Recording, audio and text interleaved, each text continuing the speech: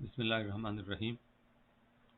آج ہم reconstruction of religious thought کے دوسرے چیپٹر کے بارے میں بات کریں گے، اور جیسا کہ پہلے عرض کیا جا چکا ہے کہ یہ تلخیص قسم کی پیشکش ہے اور اس کو آسان عام فہم زبان میں بیان کیا جا رہا ہے، تو اس لیے دقیق فلسافیکل جو ایشوز ہیں ان کو مبہم طریقے سے نہیں، عام فہم طریقے سے سادہ الفاظ میں بیان کیا جا رہا ہے، اور اس لیے اس میں اگر زیادہ ان ڈیپتھ اسٹڈی کرنا ہو تو پھر اقبال کی اوریجنل کتاب پڑھیے۔ تو اس دوسرے جو چیپٹر ہے اقبال کے، جس کے بارے میں آج بات ہوگی، اس کا عنوان اقبال نے رکھا ہے کہ philosophical test of religious experience. جیسا کہ پہلا چیپٹر تھا اس میں انہوں نے کہا تھا کہ جو وجدان ہے وہ ریلیجیس ٹیسٹ کا جو ریلیجیس ٹیسٹ ہے اس کا وجدان سے ٹیسٹ وہ حاصل ہو سکتا ہے، وہ حقیقت مطلق تک رابطہ ہو سکتا ہے۔ اس میں بھی وہ یہی بات کہتے ہیں، لیکن اس پہ جو ہے وہ دلائل جو ہیں وہ فلسافیکل ہیں، ان کے وہ فلسفے کی روح سے، لاجک کی روح سے وہ یہ ثابت کرتے ہیں کہ جو ریلیجیس حقیقت مطلقہ تک جو رسائی ہے، اس کا ادراک جو ہے وہ انسان حاصل کر سکتا ہے۔ اس سلسلے میں جو بنیادی باتیں ہیں وہ دو تین ہیں۔ یہ کہ اقبال مادی کائنات کو حقیقت مانتے ہیں کہ وہ برحق ہے، جو سپیس ہے اس کو برحق مانتے ہیں، ٹائم جو ہے، وقت جو ہے، زمان، اس کو بھی وہ انڈیپینڈنٹ حقیقت مانتے ہیں۔ انسان جو ہے اس کو بھی وہ ایک خودی کے طور پہ دیکھتے ہیں، اور خدا کو بھی خودی مطلق کے طور پہ دیکھتے ہیں، اور انسان جو ہے وہ اس لحاظ سے انڈیپینڈنٹ ہے۔ اسی طرح جب وہ وقت کے فلسفے کی بات کرتے ہیں تو وہ مستقبل جو ہے اس کو ایک پوٹینشیل کے طور پہ دیکھتے ہیں کہ آنے والا وقت جو ہے اس میں پوٹینشیل ہے، وہ اپنے آپ کو انفولڈ کرے گا، وہ کوئی پہلے سے کھینچی ہوئی لکیر نہیں ہے، کہ پہلے سے کیا ہوا متعین کوئی ضابطہ نہیں ہے کہ آنے والے واقعات جو ہیں وہ اسی طرح مترتب ہوں گے۔ اس کے بارے میں اقبال جو بات شروع کرتے ہیں وہ تین ابتدائی جو نکات ہیں، پرانے ہیں وہ ارسطو سے منسوب ہیں، اور وہ مسلمانوں کے ہاں، معتزلہ کے ہاں، اشاعرہ کے ہاں، اس کے پہلے مسیحی مذاہب میں یہ ان پہ سب پہ بحث ہو چکی ہے، اور ان کو جو ہے امام غزالی نے رد کیا، کچھ اور مسلم فلاسفر نے بھی اس کو رد کیا، اور اس کے بعد مغرب میں بھی ان تصورات کی جو ہے وہ نفی کی گئی۔ پہلا اس میں جو ہے وہ یہ ہے کہ کاسمولوجی جسے کہتے ہیں، فرسٹ کاز یا علت اولا بھی کہتے ہیں اس کو، کہ اللہ تعالیٰ جو ہیں، خدا جو ہے وہ علت اولا ہے، اس نے ایک چیز کو موومنٹ دے دی، دھکا دے دیا، یوں کہ سمجھ لیجئے کہ اس کے بعد چیزیں سب جو ہیں وہ حرکت میں آنا شروع ہو گئی۔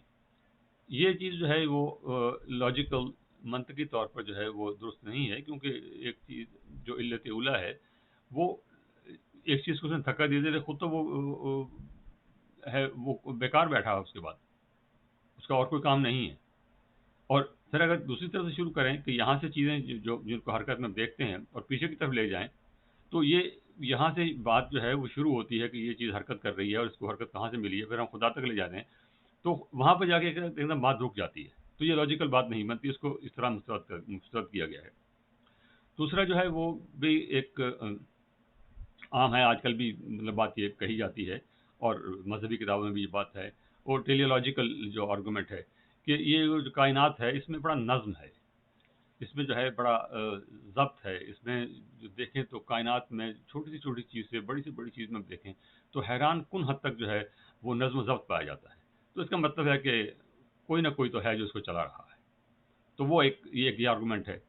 لیکن یہ کوئی دلیل جو ہے یہ پہلی دلیل سے کوئی زیادہ بہتر نہیں ہے، یہ کسی خالق کا تصور پیش نہیں کرتی، کسی رب کا تصور پیش نہیں کرتی جو اس کائنات کو چلانے والا، پالنے والا جو ہے، جو رب کا تصور ہے قرآن کا، وہ نہیں، وہ صرف ایک بہت زبردست قسم کا جو انجینئر ہے اس کا تصور دیتی ہے، اور اس نے وہ چلا رہا ہے اس کو، لیکن اس میں اس کی جو کریٹیوٹی ہے، کیونکہ اقبال کا جو بنیادی کانسیپٹ ہے خدا کے بارے میں، انسان کے بارے میں بھی، وہ تخلیق کار کے طور پہ ہے، کہ وہ انسان بھی تخلیق کرتا ہے، وہ شاعری میں یا جیسے پہلے لیکچر میں بات ہوئی تھی، اور کائنات کے جو راز ہیں ان کو افشاں کرنے میں، اور خدا تعالیٰ بھی جو ہے وہ اپنے آپ کو تخلیق کے ذریعے اظہار اپنا اظہار کرتے ہیں. وہ کائنات کی چھوٹی چھوٹی چیزیں جو ہیں، بڑی بڑی چیزیں جو ہیں، ان میں ہر چیز میں جو ہیں وہ اس سے وہ اپنے آپ کو اظہار کرتے ہیں.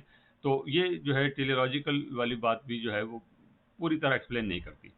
اس کے بعد جو ہے تیسری جو ہے وہ انٹولوجیکل جو ہے وہ آرگومنٹ ہے، اس کا جو ہے وہ یہ ہے کہ جو چیز میرے تصور میں ہے، وہ ڈیکانٹ سے بھی اس کا تعلق ہے، اور بھی لوگوں نے یہ بات کہی بھی ہے، اور لیکن یہ بات ہے پرانی.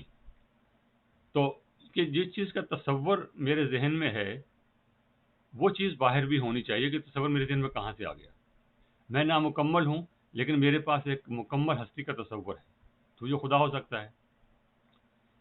تو یہ بات جو ہے یہ صحیح اس طرح نہیں ہے کہ تصور ایک چیز ہے اور معروضی حقیقت ایک چیز ہے. اور وہ اقبال نے بھی کوٹ کیا ہے غالباً کانٹ کے ریفرنس سے، کہ صرف تصور سے جو ہے وہ حقیقت ثابت نہیں ہوتی. اگر میں یہ تصور کر لوں کہ میرے جیب میں $100 ہیں، تو اس کا مطلب یہ نہیں کہ میری جیب میں $100 واقعی ہیں. تو اس قسم کی جو بات ہے وہ بھی جو ہے وہ صحیح نہیں ہے. تو اس سے جو ہے ایک انسان کا جو تصور ہے جو مجرد عقل ہے اس میں، اور جو حقیقت معروضی حقیقت اس میں گیپ آ جاتا ہے. تو اس کو اقبال یہ کہتے ہیں کہ اس گیپ کو جو ہے آپ وجدانی کیفیت سے، جیسے کہ پہلے لیکچر میں تھا، اس سے پر کر سکتے ہیں. اس سے بعد میں بات ہوگی. اور جیسا کہ معلوم ہے کہ مادہ جو ہے اس کا جو روایتی تصور تھا نیوٹن سے آن ورڈ، اور بلکہ اس سے پہلے ارسطو کے یہاں بھی کچھ اسی قسم کا تھا، کہ یہ جو مادہ ہے یہ نہ یہ تباہ کیا جا سکتا ہے نہ یہ پیدا کیا جا سکتا ہے. اور جو یہ تصور تھا یہ آئنسٹائن کا جو ریلیٹیوٹی کا تصور تھا، اضافیت کا تصور تھا، اس نے اس کو بالکل پلٹ دیا کہ یہ مادہ جو ہے یہ تو کوئی چیز نہیں ہے، یہ تو جو ہے انرجی میں تبدیل ہو سکتا ہے. اور یہ تو اگر آپ باہر سے اس کو دیکھیں تو اس پہ ڈیپینڈ کرتا ہے وہ کس رفتار سے جو ہے وہ جا رہا ہے، اور باہر سے جو ہے وہ آپ کہاں کھڑے ہو کے دیکھ رہے ہیں اس کو. تو اس کو جو ہے وہ آپ انرجی میں تبدیل کر سکتے ہیں. تو اس سے جو ہے وہ زمان اور مکان، مطلب یہ جو کائنات ہے، مادی کائنات ہے، یہ جہاں زمان میں واقع ہے اور مکان میں واقع ہے. اور اس کو جو ہے نیوٹن کے جو تصور تھا اس کو آئنسٹائن کے تصور نے باطل کر دیا. اور اقبال کے جتنی بھی خیالات ہیں وہ اس تصور سے، جو ان تصورات کا ابطال ہوا ہے، تصورات کا ابطال جو ہوا ہے، اور نیوٹن کی جو فلسفے کا جو ابطال ہوا ہے، اس پہ کافی حد تک بیسڈ ہیں ان کے. اور اس کے بعد وہ سب سے پہلے جس بات کو لیتے ہیں وہ مشہور یونانی فلاسفر زینو، اس کا وہ بڑا مشہور ہے کہ جو ہے وہ یہ کہتا ہے کہ حرکت جو ہے، موومنٹ جو ہے اسپیس میں ناممکن ہے. وہ اس کے تیر والی مثال اس کی ہے، دو تین اور مثالیں بھی ہیں. تیر والی آپ تیر اگر چلاتے ہیں تو وہ جو ہے ایک پوائنٹ سے دوسرے پوائنٹ تک جانے کے لیے اس کو آدھا فاصلہ طے کرنا ہوگا. جب وہ آدھا فاصلہ طے کر لے گا تو اس آدھے فاصلے کو پھر آدھے فاصلے سے پھر اس کو آپ پھر تقسیم کریں گے. اور وہ یہ کہتا ہے کہ یہ جو ٹائم ہے اس میں جو ہے ایک ایک لمحہ جو ہے، لمحہ بھی لمبی چیز ہے، ایک ایک پوائنٹ جو ہے وہ ایک پوائنٹ سے دوسرے پوائنٹ تک جانے کے لیے پھر اس کو جو ہے جو ان دو پوائنٹس کے درمیان میں جو گیپ آتا ہے اس کو پھر آپ ڈیوائڈ کریں گے. اور یوں وہ یہ ثابت کرنا چاہتا ہے کہ جو اسپیس ہے وہ لامتناہی ہے، اور وقت کی جو تقسیم ہے وہ لامتناہی ہے. تو اس سے جو ہے وہ یہ ثابت کرنا چاہتا ہے کہ یہ جو ہے اسپیس میں جو موومنٹ ہے وہ ناممکن ہے. لیکن اس تصور کو جو ہے پھر وہ برٹن رسل نے رد کیا کہ اسپیس میں جو ہے وہ موومنٹ ممکن ہے. اور اس کو جو ہے اس کو اس طرح واضح کیا کہ جس ٹائم ہے اس میں اور زمان میں وہ نقطے نہیں ہیں کہ ایک نقطہ یہاں ہے، اگر ایک نقطہ آگے ہے، اور یہ دونوں نقطے جو ہیں ان کے درمیان میں فاصلہ ہے. وہ آپ یہ سمجھ سکتے ہیں کہ جیسے پانی ہے، دریا ہے، وقت جو ہے وہ کوئی نقطے نہیں ہے ایک بورڈ پہ لگے ہوئے کہ ان کے درمیان آپ نے فاصلہ طے کرنا ہے. اور ہر نقطہ جو ہے اس کے نقطے کے زمان میں جو نقطہ ہے اسی کا نقطہ جو ہے اس مکان میں موجود ہے. یہ سمجھ لیجیے جیسے پانی ہے، دریا ہے، اس میں پانی قطروں سے مل کے بنا ہے، لیکن اس میں جب دریا بہہ رہا ہے تو اس میں قطرے الگ الگ نہیں ہیں. اسی طرح جو وقت ہے اس کو اس طرح تقسیم نہیں کیا جا سکتا کہ یہ ایک نقطہ ہے، یہ دوسرا نقطہ ہے، تیسرا نقطہ ہے. اس لیے برٹن رسل جو ہیں وہ میتھمیٹیکل جو فلسفہ تھا کینٹر کا، اس کی بنیاد پہ یہ کہتے ہیں کہ یہ موومنٹ جو ہے، حرکت جو ہے، موومنٹ جو ہے، یہ ممکن ہے. اور جو یہ جو انفینٹی والا تصور ہے کہ انفینٹ جو ہیں وہ فاصلے ہیں یا ان میں انفینٹ جو ہے اس میں تقسیم کی جا سکتی ہے، وہ بھی برقرار رہ سکتا ہے. لیکن اس کو یہ ماننا پڑے گا کہ ان دو گیپس کے درمیان، وقت کے جو گیپ ہے ایک پوائنٹ سے دوسرے پوائنٹ تک، ان میں کوئی فاصلہ نہیں ہے، وہ ایک دوسرے سے بالکل ملے ہوئے ہیں. تاہم ایک لمحے کے لیے تصور کر سکتے کہ وہ جو تیر چلایا گیا ہے وہ ایک لمحے کو ضرور تصور کیا سکے وہ رکا ہوا ہے، لیکن وہ رکا ہوا اس لیے نہیں ہے کہ اگلا نقطہ جو ہے اس کے ساتھ ہی اس کا وہ نقطہ بھی جڑا ہوا ہے، الگ نہیں ہے اس سے. تو اس طرح وہ اس کو ثابت کرنا چاہتے ہیں کہ یہ جو ہے، مطلب برٹن رسل کے الفاظ میں کوٹ کر رہا ہوں: the answer to that is that there is no next position or any position, no next moment or any moment, because between the two there is always another. تو وہ ایک دوسرے سے جڑے ہوئے ہیں. اور اس طرح سے جو ہے یہ ایکچولی میتھمیٹیکل جواب ہے جو کینٹرس کی تھیوری کا ہے، اور اس کو اقبال نے کوٹ کیا، برٹن رسل نے کوٹ کیا، اور اقبال نے بھی اسی کو کوٹ کیا ہے کہ یہ وقت جو ہے یہ ایک اس کو اس طرح ڈیوائڈ نہیں کر سکتے نقطوں میں، اور اس کو جو ہے ایک روانی کے طور پہ دیکھ سکتے ہیں کہ اس میں کوئی گیپ نہیں ہے. یہ برٹن رسل کا بھی، کینٹر کا بھی، اور اقبال بھی اسے کرتے ہیں. تاہم اقبال یہ کہتے ہیں کہ ایک چیز کا اضافہ اس پہ کرتے ہیں کہ یہ جو میتھمیٹیکل تصور ہے کنٹینیوٹی کا، یہ موومنٹ کو دو چیزیں دے. ایک تو ایکٹ ہے، ایکٹ آف موومنٹ کہ یہ چیز گھوم رہی ہے، دوسرا موومنٹ کا تصور ہے. تو یہ میتھمیٹیکل جو ہے وہ ایک تصور دیتا ہے، لیکن ایکٹ آف موومنٹ جو ہے اس کی بات نہیں کرتا. اقبال یہ کہتے ہیں کہ ایکٹ آف موومنٹ جو ہے وہ حقیقت ہے ایز اٹ از lived. میں اس کو کوٹ کر دیتا ہوں: the act of movement that is movement as lived and not as thought does not admit of any divisibility. تو یہی بات پہلے کہے گی کہ اس میں ڈویزیبلٹی نہیں ہے، اس کو تقسیم نہیں کیا جا سکتا. تو یہ زمان کی بات ہوگی. اس کے بعد آئنسٹائن کی بات کرتے ہیں کہ آئنسٹائن کا جو ہے اس نے زمان اور مکان کے ساتھ وقت کو بھی ملا دیا. وہ جو فورتھ ڈائمنشن جو اس کی تھی کہ فورتھ ڈائمنشن جو ہے وہ اس کے ذریعے اس نے بالکل نیا تصور دے دیا. اور لیکن اقبال نے ایک اعتراض اس پہ یہ کیا ہے کہ اس طرح آئنسٹائن کا جو تصور ہے بڑا ریولوشنری ہے، لیکن اس سے ایک خرابی یہ پیدا ہوئی ہے کہ وقت جو ہے اس کی آزادانہ حیثیت جو ہے، انڈیپینڈنٹ ایگزسٹنس جو ہے، وہ کمپرومائز ہو گئی ہے. وہ اسپیس اور میٹر کے بیچ میں بالکل غیر متحرک ہو کے رہ گیا ہے. تو اس کو اس سے زمان جو ہے وہ انڈیپینڈنٹ نہیں ہے. یہ جو ہے اس کے بارے میں اکثر لوگ اس بات کو تسلیم نہیں کرتے. حالانکہ جو فورتھ ڈائمینشن ہے اس کا کوئی ایویڈنس تو ایسا نہیں ہے، لیکن جو فلسافیکل اور میتھمیٹیکل جو آرگومنٹس ہیں اس سے بہرحال وہ ثابت یہی ہوتا ہے کہ یہ ہے، فورتھ ڈائمینشن ہے. لیکن اس پہ جو ہے بہت کم لوگوں نے، اقبال نے اس پہ اعتراض کیا ہے. اور ایک آرٹیکل مجھے ملا ہے، یہ فزکس ایسز وہ ویب سائٹ کا نام ہے، اور physics.org ویب سائٹ کا نام ہے. اس پہ physics.org پہ یہ اس پہ کمنٹری ہے، اور جو آرٹیکل ہے جس کا میں ریفرنس دے رہا ہوں یہ فزکس ایسز اس میں چھپا ہے. یہ 2012 کی بات ہے، اس سے چھپا تھا یہ. اور اس میں جو بات کہی گئی ہے وہ یہ کہتے ہیں کہ آئنسٹائن کی جو تھیوری ہے اس کو وہ ماڈیفائی کرتے ہیں، اور وہ یہ کہتے ہیں کہ time exist completely independent from space. جو ٹائم اسپیس کا تصور آئنسٹائن نے دیا تھا اس سے ٹائم جو ہے اس کی انڈیپینڈنٹ حیثیت ختم ہو گئی یا کم از کم کمپرومائز ہو گئی. تو اقبال یہ کہتے ہیں کہ ٹائم ایک انڈیپینڈنٹ حقیقت ہے، اس کو انڈیپینڈنٹ حقیقت طور پہ ہی ماننا چاہیے. اور وہ جو ہے وہ اس کو جو ہے کسی دوسرے کے ماتحت نہیں کیا جا سکتا، دوسرے کے ساتھ مدغم نہیں کیا جا سکتا۔ اور وہ یہ کہتے ہیں کہ یہ جو آتھر ہیں یہاں پر امرت سورلی اینڈ ڈیوڈ فسکالٹی، یہ کہتے ہیں کہ ہماری جو ڈیفینیشن ہے ٹائم کی وہ یہ ہے کہ time is a numerical order of material change, کہ جو چینج آتی ہے وہ ہم ٹائم سے ہی دیکھ سکتے ہیں، اور وہ تبھی دیکھ سکتے ہیں اگر ٹائم کو انڈیپینڈنٹ مانگنا جائے۔ اس کے بعد اگلی جو بات ہے، اس کے بعد اگلی بات ہے وہ اقبال حیات اور شعور، کہ زندگی کیا ہے اور شعور کیا ہے، اس کی بات کرتے ہیں۔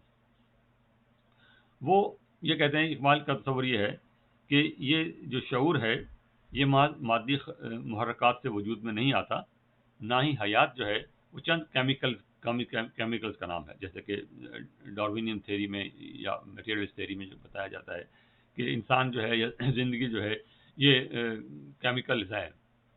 زندگی کیا ہے؟ عناصر کا ظہور ترتیب، موت کیا ہے؟ انہی اجزاء کا پریشہ ہونا۔ تو وہ جو ہے وہ یہ صرف کیمیکل نہیں ہے، اٹس مور دین دیٹ۔ انسان جو ہے یہ باقی جو حیات ہے یہ اس سے زیادہ ہے۔ خاص طور پہ انسان جو ہے وہ اس کو برتری حاصل دی گئی ہے باقی مخلوقات پر، تو وہ اس کی جو زندگی ہے وہ اقبال اس کو روحانی کہتے ہیں، کہ اس کا اصل جو جوہر ہے وہ روحانی ہے، اور وہ روحانی جو ہے وہ خود ہی الفاظ سے اس کو ایکسپلین کرتے ہیں۔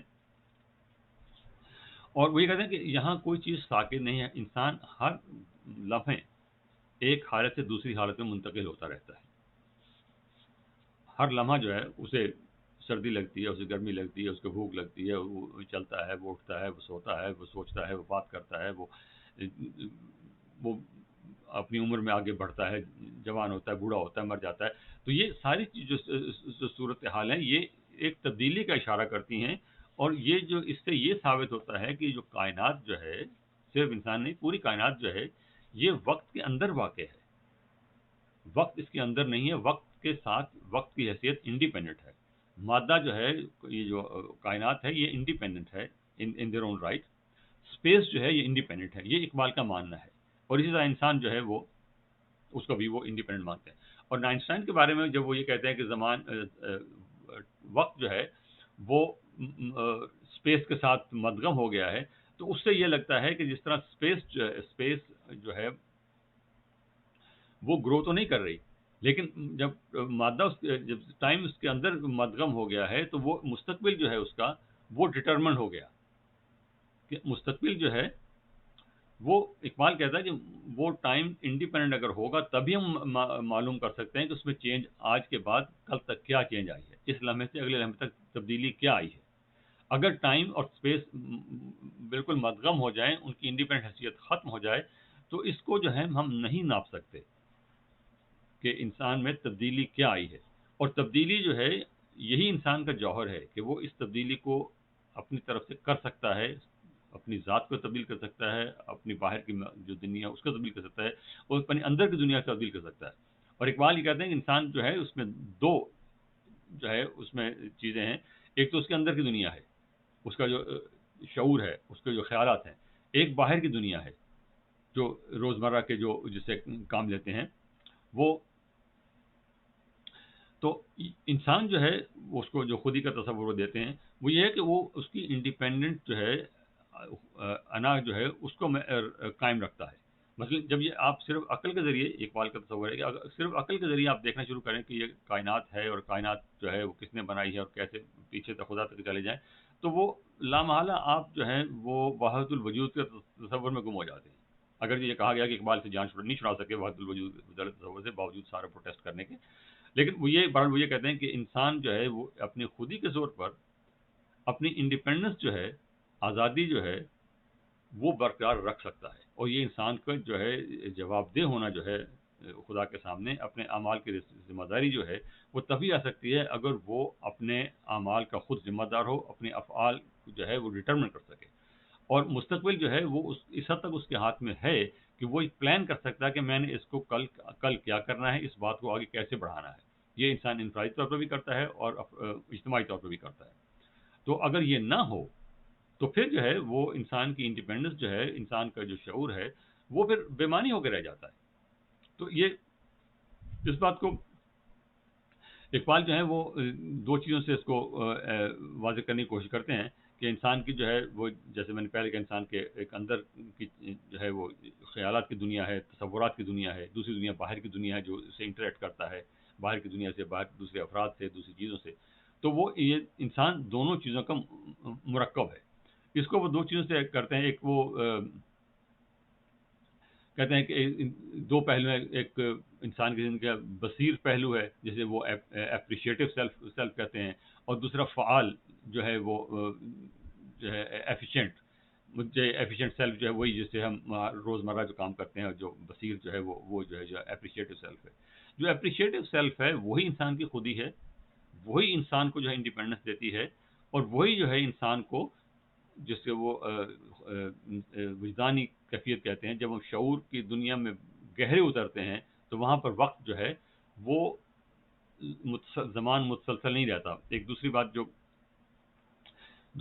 وقت کے بارے میں کہتے ہیں کہ زمان جو وہ برکستان سے لیتے ہیں وہ بات کہ زمان جو ہے وہ اس کی دو حیثیتیں ہیں. ایک زمان متسلسل ہے جسے ہم میجر کرتے ہیں، دن رات کا کلاک سے دیکھتے ہیں، دن رات صبح شام ہوتے ہیں.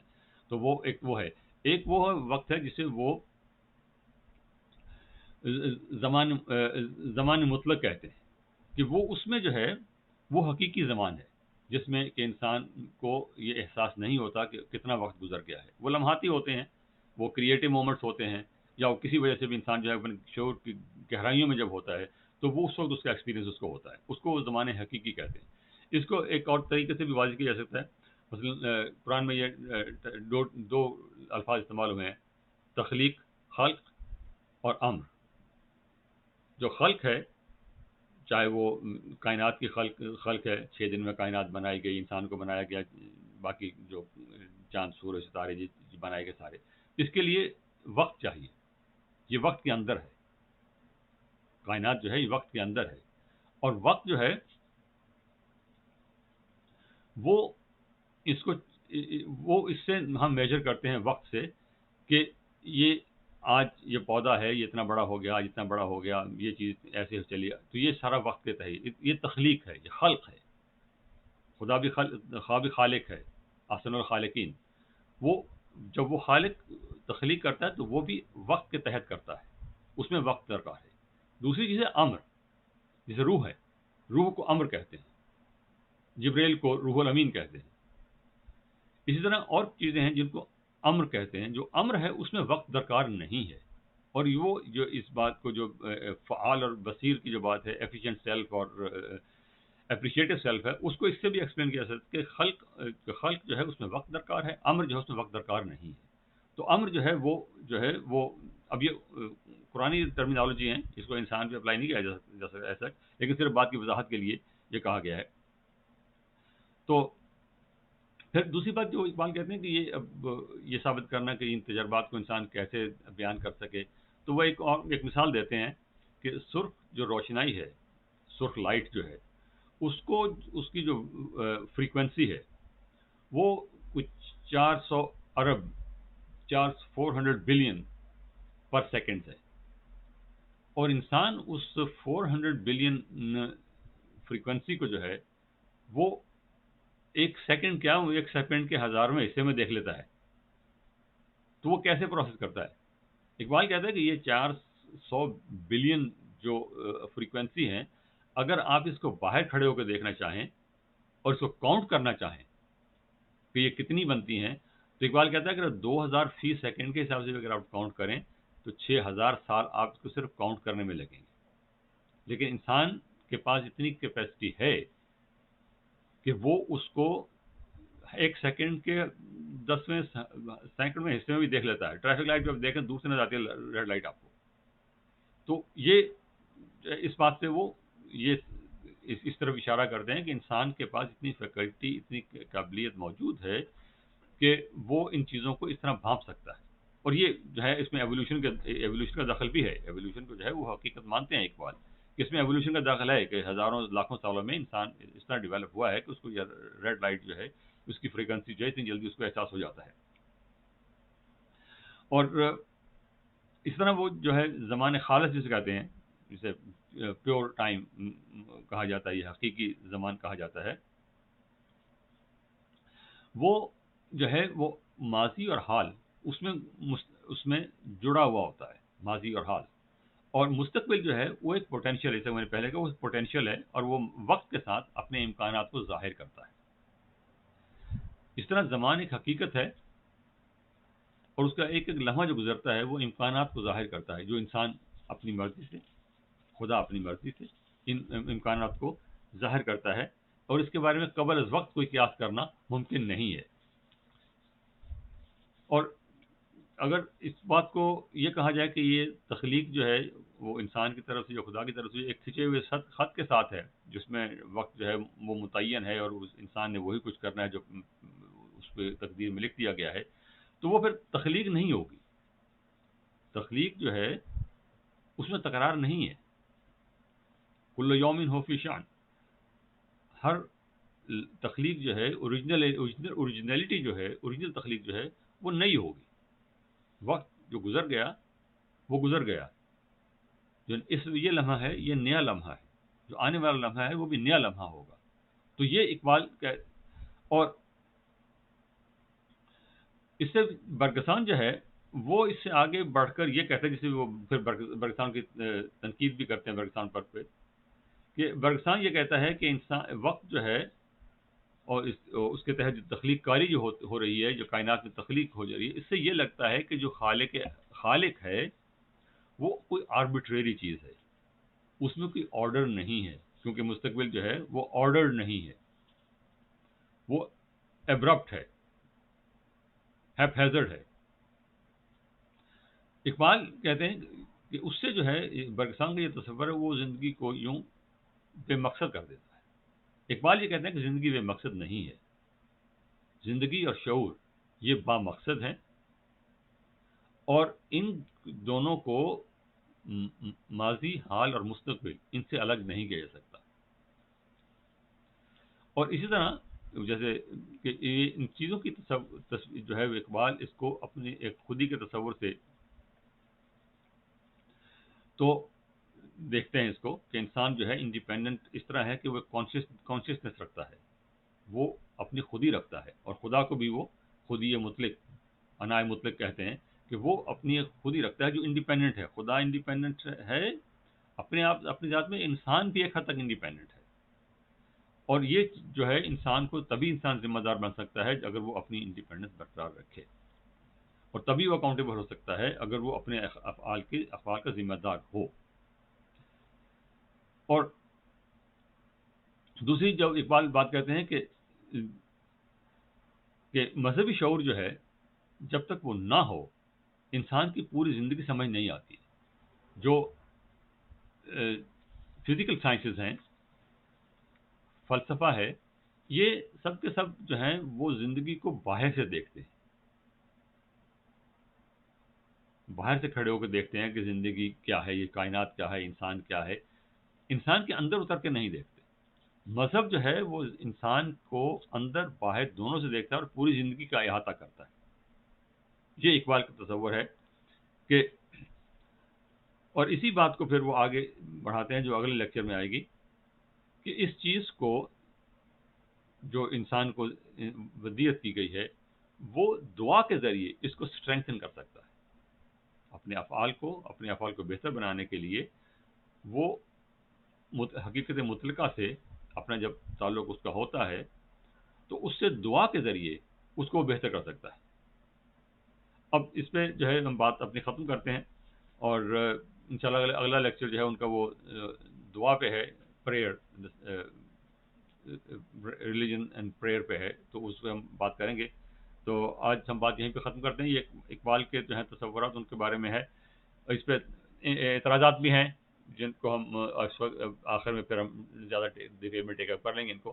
تو اس میں اگر کوئی سوال ہو، کوئی بات واضح نہ کی ہوئی ہو تو پلیز ہمیں لکھیے. ہمیں یوٹیوب چینل ہے فکر ناؤ، اس پہ پلیز سبسکرائب بھی کیجیے، اور اس میں کوئی بات اگر وضاحت نہیں ہوئی ہے تو بتا دیجیے. میں نے اپنے طور پہ تو کوشش کی ہے کہ بالکل عام فہم سادہ کوشش جو ہے وہ یہ ہے کہ ایک عام آدمی کو بھی جو ہے یہ بات سمجھ آ سکے.